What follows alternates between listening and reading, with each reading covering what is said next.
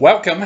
This is Kevin Wood again, and you can email me at kwood50322@gmail.com if you have any comments about this particular teaching, which I'm going to be doing. This is Last Things number 6, and this video and the previous video I'm talking about Islam in the last days. And what I have to offer is not necessarily unique. There's a lot of other biblical commentators out there that believe the last days are going to be largely shaped by another prominent world religion other than Christianity, and that will be Islam. And I said in the last session that it's pretty obvious that in Shia and Sunni Islam that there is a prominent eschatology which is at work and is the opposite or the upside down world of Christian eschatology. And so I'm going to review some of that material, and then we're going to jump into some new material.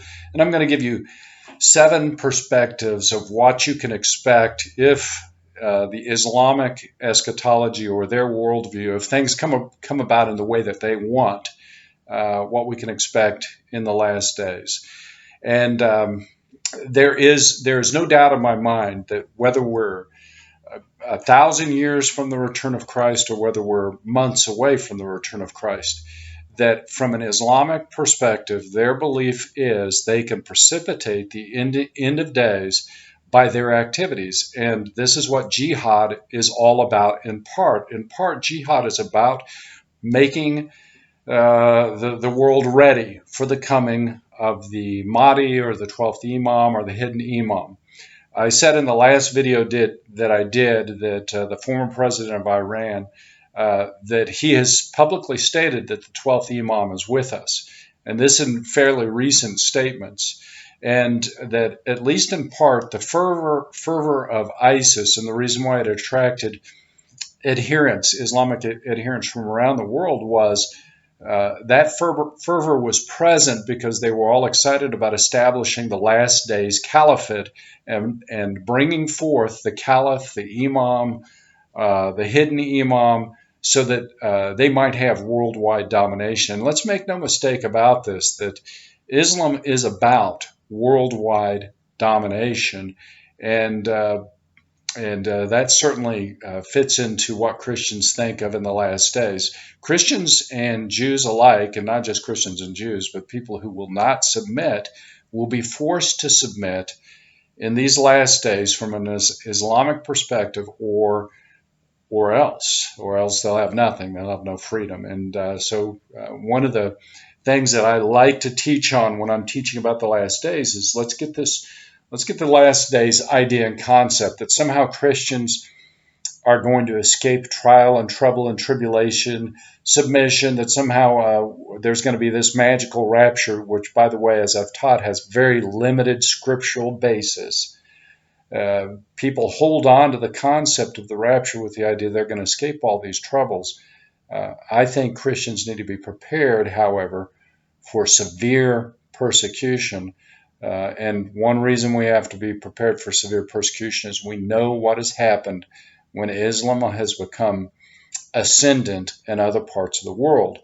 I gave you that in a previous teaching. I said that the Armenian persecution about 100 years ago in Turkey is a picture of what will happen in the last days, only it'll be worse. It'll be more widespread.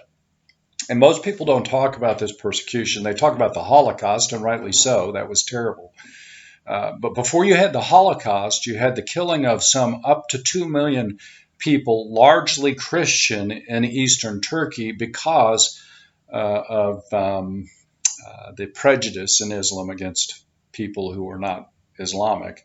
And so they were largely eliminated because they were Christians and other groups as well. Let's jump in then.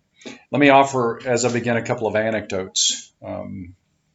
It's my contention that there are evil people in this world, that their desire is, whether they want to placate the Islamists or whether they are truly Islamists themselves, I think that's irrelevant. There are evil people in this world that want to foist Islam on the rest of the world. Mark Steyn made this clear in his book, America Alone, and I recommend people read that, even though it is a bit dated. There is a strategy worldwide, especially for Western Europe and America, to replace our populations with Islamic populations. I think this is clear. Anybody with open eyes can see this. And so, what do you do with that kind of a response for elites, worldwide elites, who would like to replace Christian populations with, well, what shall we say, from their perspective, more docile or controllable populations, which of course is ridiculous, but nonetheless, that's what they're thinking. Christians better be ready, and you better have some answers, and you better know what the predominant population is going to be, or at least that's what the desire of the elites is that it'll be an Islamic predominant population. Just look at Sweden, look at parts of France right now, look at parts of Germany, and it becomes clear what the intention of again, political elites are worldwide. They want to replace one population with another. I believe this precipitates the last days, the killing of Christians and Jews around the world, and of course, this is Islamic eschatology to a T. So let me offer, as I said, a couple of anecdotes. First of all, you had for July 4th, you had Louis Farrakhan, who was going to lead on a Fox division, Fox Entertainment division. I believe it's called the Soul Division, and he was going to be put on national TV. And I predicted this a couple of weeks ago in my teaching, that you will see people that set Louis Farrakhan forward in these days, because there are people who are heavily invested in establishing Louis Farrakhan as the leader of Islam, or the Nation of Islam, as a leader in America again, and wiping away his anti-Semitism, the violence of his rhetoric against everybody who's opposed to Islam in America.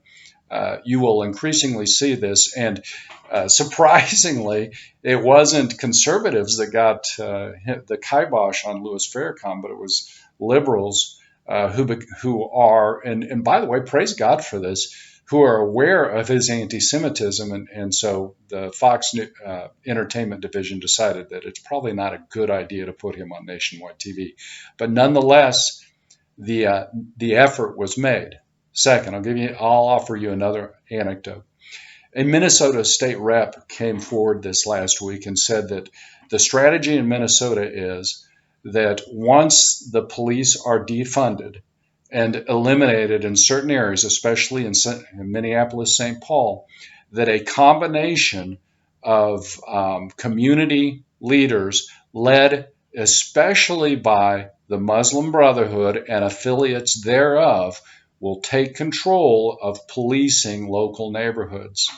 This, of course, was the intention from the very beginning. This is why, in spite of the fact it was a very isolated event, it became a nationwide news story, so that they can foist on one city, and one city which will become a model for many other cities across America, where police are eliminated, and so that the Muslim Brotherhood and other leftist forces can begin to take control of certain cities in America.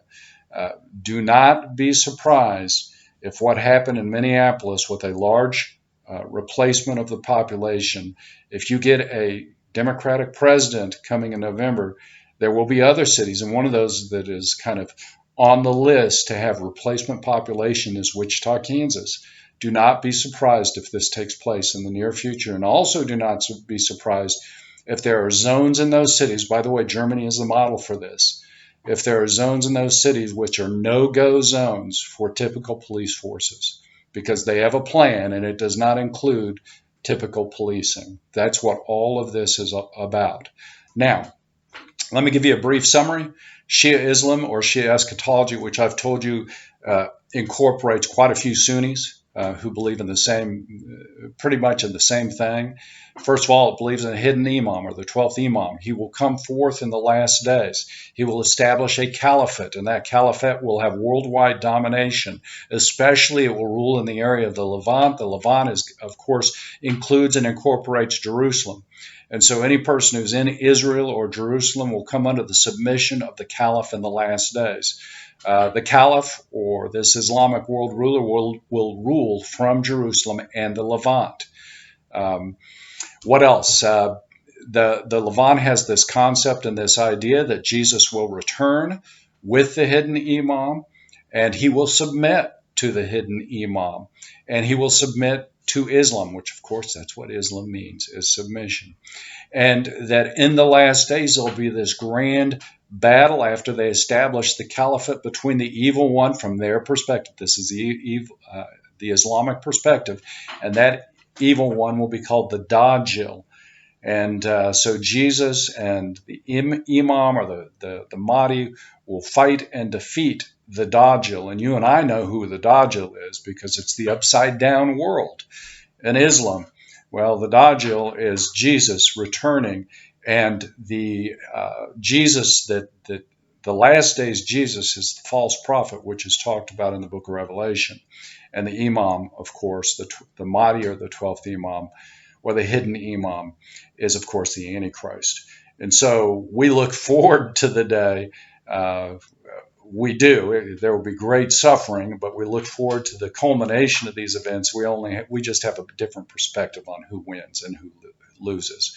So I'm going to go very quickly. And then in this video, we're going to do 7 things which are going to be features of an Islamic last days. And then in the next video, which will be the last video in my series on last things, we're going to look at a chronology of the last days. And my chronology of the last days, as I've said in previous videos, the rapture is simultaneous with the second coming of Jesus. There is no separate event there. And so in the last days, there's going to be a 7-year period. We'll talk about all this in the next video. Okay, let's go then to this idea and this concept of what's going to happen in an Islamic last days. And the first one is that the hidden 12th Imam or the hidden Imam rules a reestablished caliphate. And this reestablished caliphate is going to rectify the terrible fall of the caliphate. And most people don't realize this, but when the Turkish caliphate fell, this was a great tragedy. And it really has precipitated much of the events from an Islamic perspective over the last century and a half, ever since the fall of the caliphate. And so from an Islamic perspective, their worldview, whether they're Sunni or Shia, is that they want to see a worldwide caliphate established. And so the hidden Imam or the 12th Imam will do this. He will reestablish this final or last days caliphate led from a Christian perspective by the 12th Imam, who we believe will be the Antichrist. You can see this in Revelation 13:7, what the Antichrist will be like, how this fits the concept and the idea of a last days Islamic evil world ruler. Or you can look at Daniel chapter 2, 40 through 43, which is Daniel's interpretation of Nebuchadnezzar's dream. Second, the last days are not only going to be this period of a restored worldwide caliphate where you have world leaders, and I believe there's going to be 2 types of world leaders in the last days. There's going to be those who are legitimately Muslim and they convert, and there's going to be others who just acquiesce. They just go along. And you can only go along for so long. Eventually, everybody's going to have to choose in the last days. And let's talk about this. Islam is willing to use all kinds of other groups, especially leftist groups, because leftist groups don't stand for anything. They have no core principles or values or morals. And so as a consequence, they're useful idiots for Islam. And so Islam, the Muslim Brotherhood, and Antifa, for instance, in America, have made common cause. And so it's not unusual. Oh, and Black Lives Matter, too. It's not unusual when you go to a march, or not that I've ever been to a march, but if you were go to look at the people who are marching and protesting and rioting and looting, the people that are leading those are one of 3 categories. They're either BLM, they're Muslim Brotherhood, or some kind of a Muslim Brotherhood affiliate, or they're Antifa.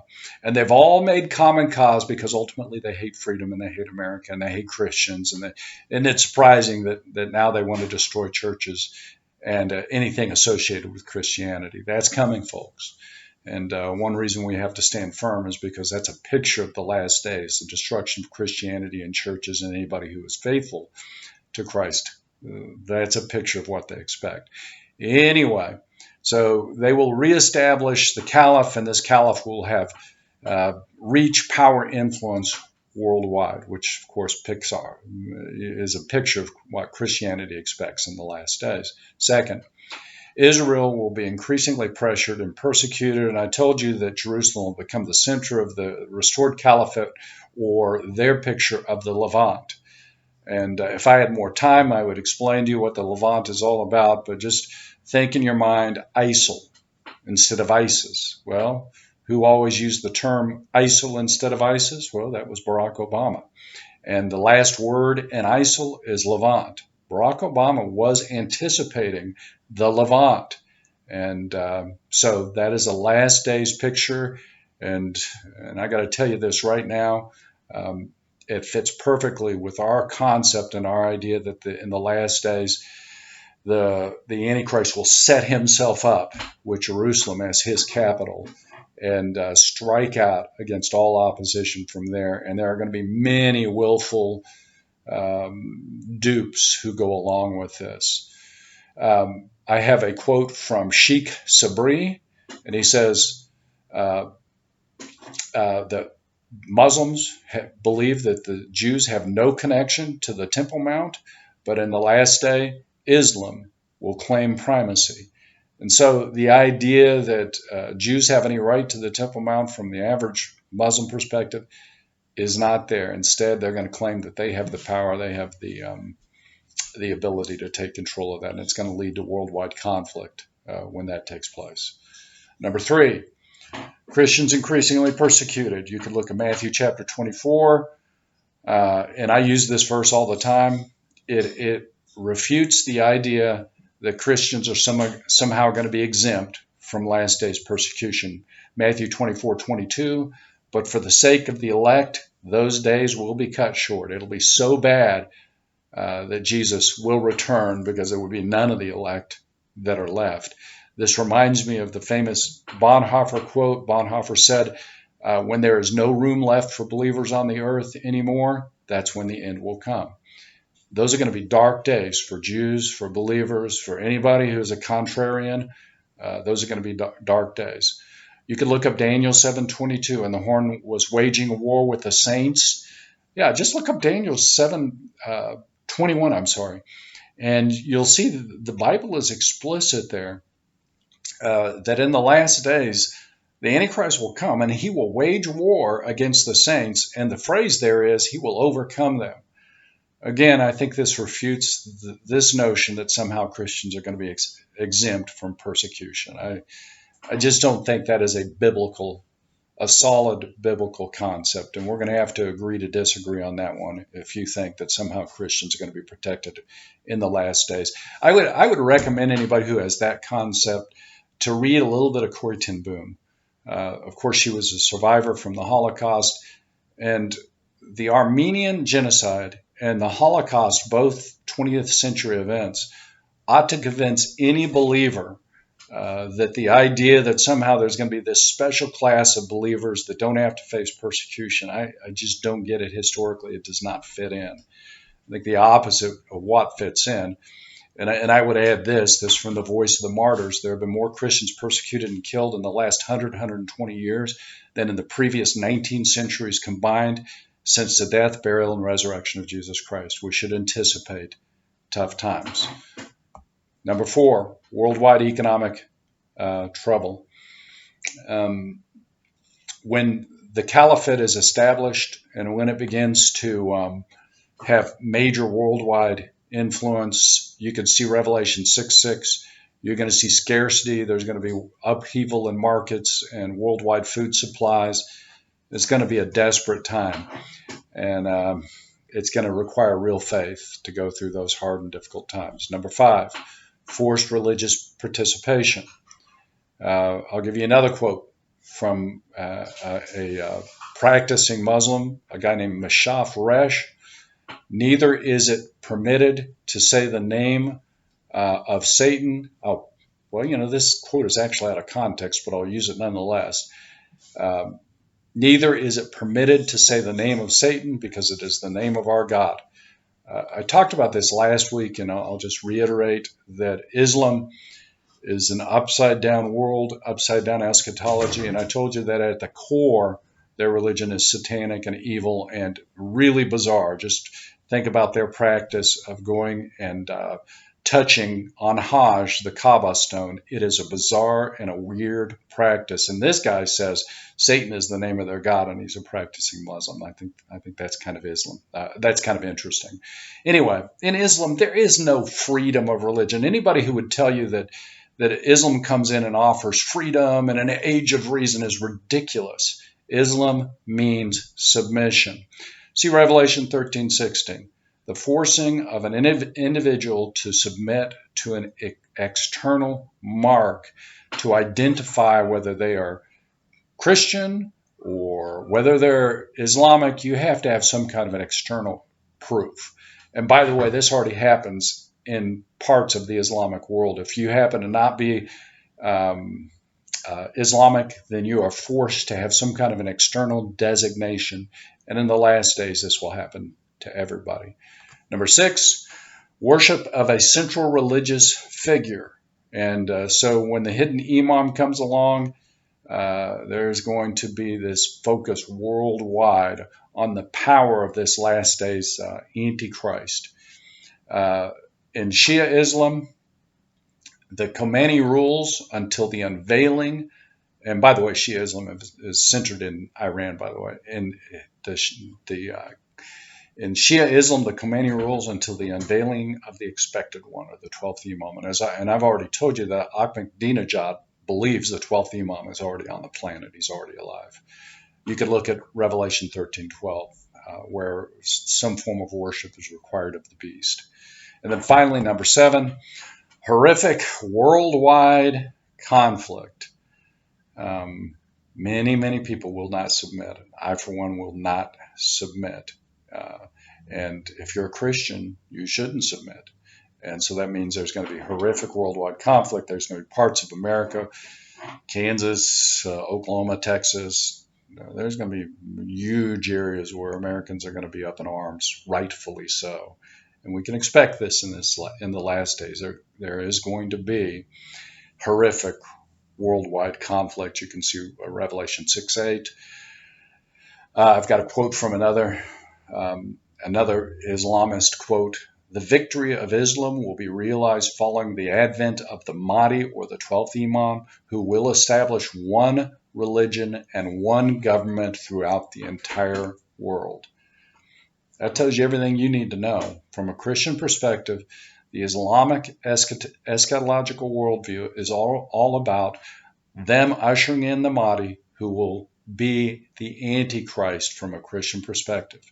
And Jesus will come in the last days, and he will defeat the false prophet, who they will call Jesus, and he will defeat the hidden Imam, or the 12th Imam. And this will come at the end of a 7-year period of trouble. And we'll kind of break down that chronology in the next video. Thanks. If you have any comments, feel free to email me, kwood50322@gmail.com.